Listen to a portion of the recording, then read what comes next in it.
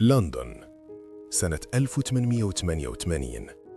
مدينة كبيرة كتعيش بين التقدم الصناعي والفقر الشديد.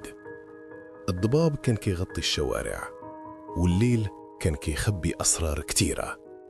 في منطقة وايت شابل الحياة ما كانتش سهلة، أزقة ضيقة، إضاءة ضعيفة، ناس كيكافحوا باش يعيشوا نهار بيوم.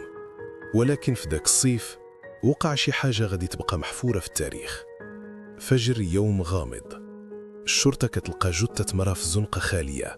الصدمة كانت كبيرة، الطريقة اللي وقعت بها الجريمة كانت غير عادية. ما كان حتى شاهد، ما كان حتى صوت، غير صمت ثقيل. الناس اعتبروها جريمة عادية، ولكن بعد أيام قليلة تكررت المأساة. ضحية جديدة، نفس الأسلوب، نفس الغموض. الشرطة بدأت تشك أن الأمر أكبر من مجرد صدفة. قاتل واحد، شخص كيخطط، شخص كيعرف شنو كيدير. الصحافة دخلت بقوة، العناوين كانت مرعبة. الناس بدأوا يعيشوا في خوف دائم. كل ظل في الشارع ولا مصدر قلق، كل صوت في الليل ولا تهديد. الشرطة زادت الدوريات، ولكن القاتل كان كيختفي بسرعة، وكأن المدينة كتبلعه. ثم وصلت رسالة غريبة للصحافة، رسالة مكتوبة بخط يد، كلمات باردة وتوقيع واحد: جاك ذا ريبر، جاك السفاح. اسم خلق أسطورة، ورسالة زادت الرعب. الناس بدأوا يتخللوا القاتل كشبح كيظهر ويختفي بلا أثر.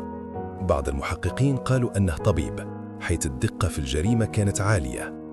آخرون قالوا أنه جزار أو شخص عنده معرفة بالجسد البشري. النظريات كانت كتكتار، ولكن الحقيقة كانت بعيدة. كل جريمة كانت كتخلي أسئلة أكثر من الأجوبة. واش كان كيراقب الضحايا قبل؟ واش كان كيعيش قريب منهم؟ واش كان شخص معروف ولكن ما كيشك فيه حتى واحد؟ الصحف نشرت رسائل أخرى، بعضها ربما من القاتل، وبعضها ربما من أشخاص كيبحثوا عن الشهرة، ولكن كل رسالة زادت الغموض. المدينة دخلت في حالة هستيرية جماعية. الناس بدأوا يتهموا بعضهم البعض، أي شخص غريب كان ممكن يكون المشتبه به. الشرطة استجوبت مئات الأشخاص، ولكن بلا نتيجة. القاتل كان دائما متقدم بخطوة. الليل كان السلاح دياله، والخوف كان الحليف دياله. ثم فجأة بلا سابق إنذار الجرائم توقفت. ما كان حتى تفسير، ما كان حتى إعلان، وكأن القاتل اختفى فجأة. الناس تساءلوا: واش مات؟ واش سافر؟ ولا فقط قرر يتوقف؟ السنوات مرت، ولكن الأسطورة بقات. المحققين العصريين حاولوا حل اللغز، تحاليل DNA، دراسة الرسائل، إعادة بناء مسرح الجرائم. كل شيء داروه، ولكن الجواب النهائي مازال مفقود. بعض النظريات قالت أنه كان شخص من الطبقة الراقية، نظريات أخرى قالت أنه مهاجر مجهول، والبعض حتى قال أن الحقيقة ربما ضاعت للأبد.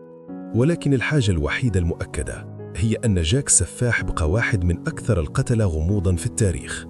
اسم واحد، هوية مجهولة، وأسرار ما زالت مدفونة في الضباب ديال لندن.